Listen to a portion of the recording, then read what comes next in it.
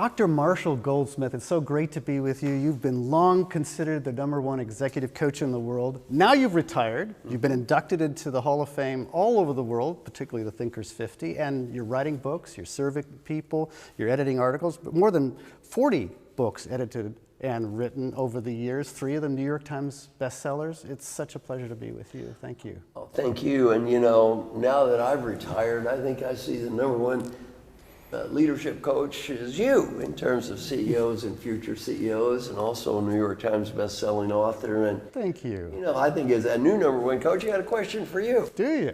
#1, what's the fastest way to get promoted? And then conversely, what's the fastest way to get fired? You know, I think it's so surprising when people think about the process of being promoted and avoiding getting fired. Obviously, that's on people's minds these days. What is surprising is to share with them the fact that, you know, getting promoted isn't really only about you.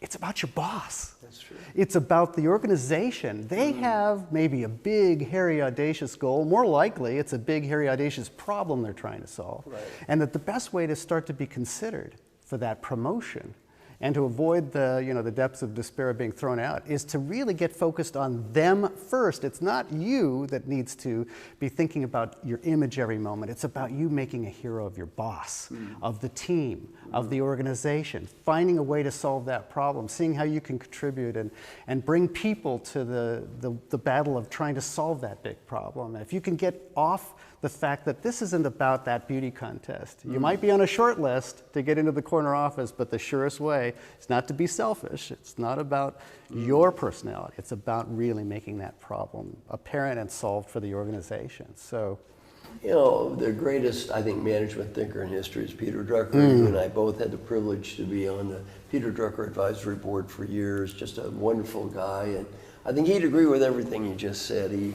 He taught me our mission in life is to make a positive difference. Whoever has the power to make the decision makes the decision. If you're my manager and you have the power to make the decision, hey, you don't have to buy, I have to sell. yes, When you sell indeed. what you can sell and you make peace with what you can't sell. I heard this come up again just recently with Ramon LaGuardia, who's now the new CEO of Pepsi. Took over from Indra Nooyi, a legend in her time globally as a CEO. And she said, the first thing you need to understand is what does your customer value, what does your board value, what are all the stakeholders valuing? And you know, somehow miraculously, if you value them, you're okay too now. You're in a good position to be promoted. So, you know, I love to get questions and comments from people who are viewers. What's a question or comment you might like to hear from them?